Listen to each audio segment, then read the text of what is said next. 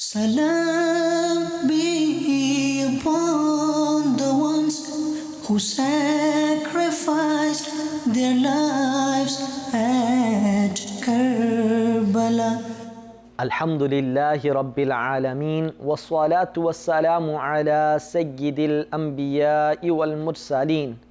Amma ba'd, fa'udhu billahi minash shaytanir rajim. Bismillahir rahmanir rahim.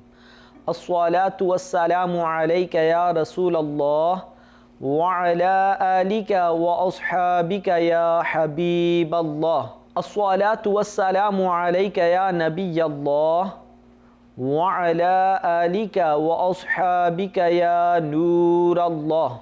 The Holy Prophet sallallahu alayhi wasallam said, "Indeed, your names along with your identities are presented to me.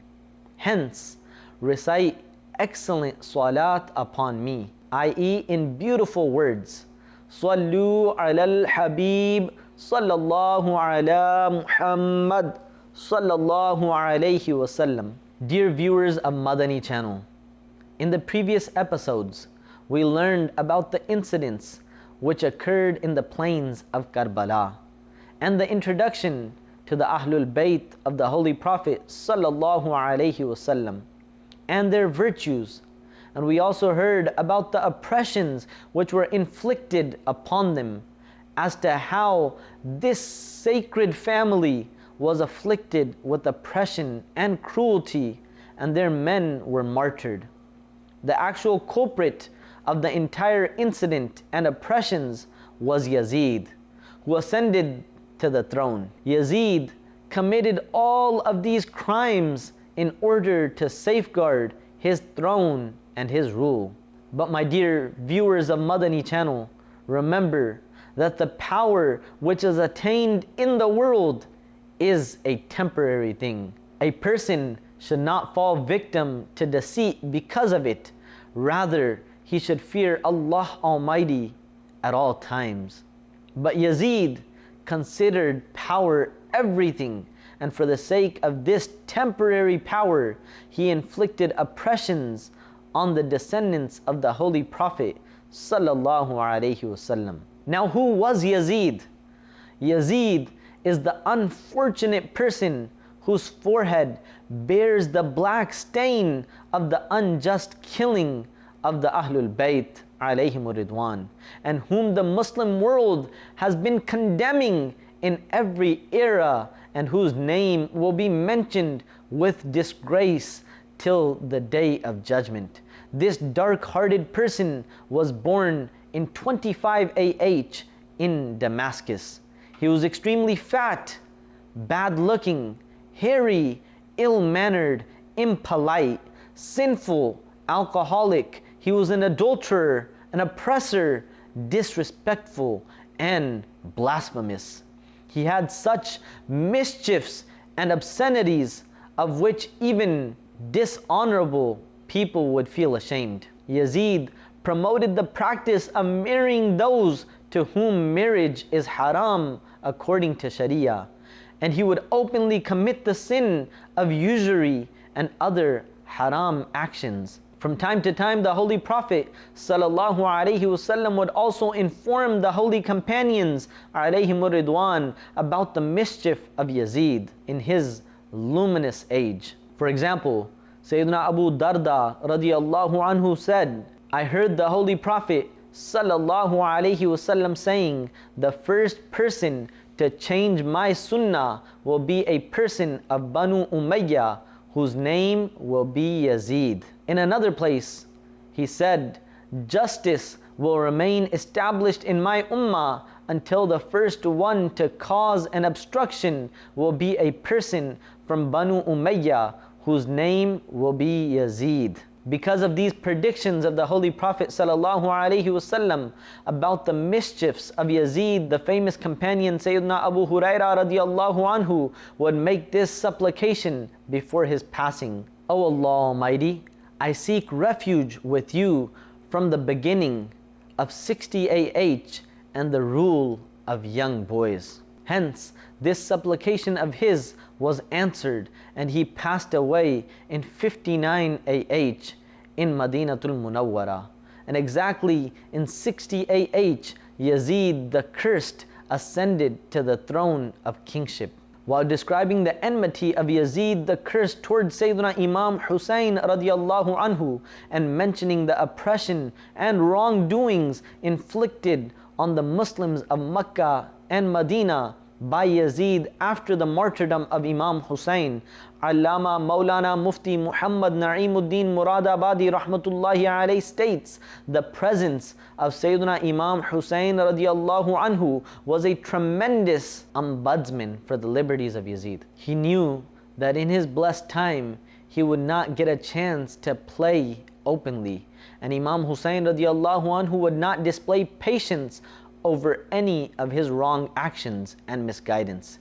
He would see that the stick of the religious person like Imam Hussein radiallahu anhu was hovering over his head at all times. Therefore, he was an even more bitter enemy of Imam Hussein radiallahu anhu's life. And that is why the martyrdom of Imam Hussein radiallahu anhu became a cause of pleasure for him. As soon as the spiritual shelter of Imam Hussein radiallahu anhu was gone, Yazid played openly, i.e. he became completely free, and various sorts of sins began to be committed. Adultery, marriage amongst siblings, usury, and alcohol were openly promoted. The punctuality of prayers was eliminated. Rebellion and disobedience reached its peak, and his evil intensified to the extent that he sent Muslim Ibn Uqba with an army of 12,000 or 20,000 warriors to invade the blessed city of Madinatul Munawwara. This incident occurred in 63 AH. This ill-fated army caused such violence in Madinatul Munawwara that I seek refuge with Allah Almighty. He committed killings and bloodshed and inflicted various sorts of oppressions on the neighbors of the Holy Prophet sallallahu alaihi wasallam, robbed the houses of the inhabitants, martyred 700 holy companions alayhim ridwan, and martyred more than 10,000 people, including other common inhabitants. They imprisoned the boys and committed such indecent actions, mentioning which is unbearable. He dishonored Masjidun Nabawi for 3 days. People could not get the honor of offering salah in the masjid. Only Sayyidina Sa'id ibn Musayyib radiallahu anhu remained present there, pretending to be insane. Sayyidina Abdullah ibn Hanzala radiallahu anhu said the evil actions of Yazidis reached the extent that we began to fear that because of their evil actions, stones might be showered from the heavens. How could Imam Hussein radiallahu anhu pledge allegiance to the person who committed such evil actions in order to continue his rule? He committed these oppressions and treated the holy companions alayhim ridwan disrespectfully. He got the return of his oppression in this world, and the punishment of the hereafter is extremely severe. And the rule in the greed of which he committed all of these actions came to an end very soon, and how disgracefully he died. Just listen to the admonitory narrative of his death. A few days after the battle of Karbala, Yazid was afflicted with a deadly and extremely malignant disease. He continued writhing due to a stomachache and the pain of the wounds of the intestines like a fish out of water. In Homs, when he became sure of his death, he called his eldest son Muawiyah to his deathbed, and he just wanted to say something regarding the kingdom affairs, when the son spontaneously screamed, and with extreme humiliation and disgrace, he rejected his father's offer while saying, "I cannot accept the crown and the throne which are stained with the blood of the descendants of the Holy Prophet sallallahu alaihi wasallam at all." May the Lord Almighty keep me deprived of the inheritance of the accursed kingdom, which has been founded on the blood of the grandson of the Holy Prophet sallallahu alaihi wasallam. Yazid was badly hurt after hearing these words from the mouth of his son, and out of severe grief and sorrow, he began to strike his bed with his feet. A few days before death, Yazid's intestines decayed and worms were caused in them. Out of the intensity of the pain, he would scream like a pig. A water drop would begin to pierce like a lance after it would go down the throat. He was afflicted with a rather strange wrath of the Lord Almighty. He would writhe without water as well as screaming after getting water. Finally, while writhing out of the intensity of the same pain, he died. His dead body had such a horrific stench that it was difficult to get close to it. He was somehow managed to be buried. Some people have written about the reason for his death, that he fell in love with a Roman Christian woman, and then that woman called him to meet her in a forest of Homs. When he reached there, that Roman woman served him alcohol first. Then, when he was immensely intoxicated by the alcohol, she took out her dagger, and while saying to Yazid, "You betrayed your prophet's grandson, so how would you be loyal to me?" she made an attack on him and killed him. For many days, kites and crows continued clawing at his dead body. Ahead of the ancient graveyard of Damascus, Babu Saghir, there was the sign of Yazid's grave, at which people would pelt bricks and stones for many years. And there often used to remain a heap of bricks. A furnace of melting glass and iron has been set up there. A furnace of melting glass and iron has been set up there. Glass utensils are made in that factory. The furnace of melting iron and glass is established exactly in the place of his grave. It is as if fire continues burning on Yazid's grave at all times. In addition to this, all those who were involved in oppressing the Ahlul Bayt alayhim ridwan met an evil end, the incidents of which scholars have stated. Let's listen to some of the admonitory narratives about what end those who supported Yazid in this oppression met. Ubaidullah ibn Ziyad was appointed the governor of Kufa by Yazid. Upon the order of the same ill-fated person, all of these agonies were caused to Sayyidina Imam Hussein radiallahu anhu and his family. After the martyrdom of Imam Hussein, Ibn Ziyad entered Mosul with an army of 30,000 warriors. The king of that time sent an army to confront Ibn Ziyad. Both the armies confronted each other on the bank of the Euphrates at a distance of 15 kos from Mosul, and an intense fight lasted from morning till evening. When the day was about to be over and the sun was close to setting, the king's army became dominant. Ibn Ziyad was defeated. His companions fled. The commander gave the order not to leave anyone they caught from the opposing army alive. Hence, many of them were killed in the same commotion. Ibn Ziyad was also murdered on the 10th of Muharram, 67 AH, near the bank of the Euphrates, and his head was cut off and sent to the king. The people of Kufa were gathered, and Ibn Ziyad's head was kept in the same place where that arrogant person kept Imam Hussein radiallahu ta'ala anhu's head. When Ibn Ziyad and his chiefs' heads were brought and kept, a huge snake appeared. The people became scared of its terror. It slithered by all of those heads, and then when it reached near the head of Ubaidullah ibn Ziyad, it entered his nostrils, and after some time it came out from his mouth. This way the snake entered his head thrice and then disappeared. Similarly, it is narrated that when the heads of Ubaidullah ibn Ziyad and 2 of his companions were brought and kept, the people began to shout, saying, "It has come, it has come." In the meantime, a python began to enter their heads, and it would enter Ubaidullah ibn Ziyad's head and come out from his nostrils again and again. And the oppressors who were not murdered or punished were naturally afflicted with bizarre plagues. A person being happy at the martyrdom of Imam Hussein radiallahu anhu informed people about it, so he became blind. Similarly, people in a gathering said, whoever was involved in martyring Imam Hussein met an evil death. Upon this, a person said, "You tell a lie, I was involved in it, but I am safe from the evil death." In the meantime, while putting oil in the oil lamp, he caught fire.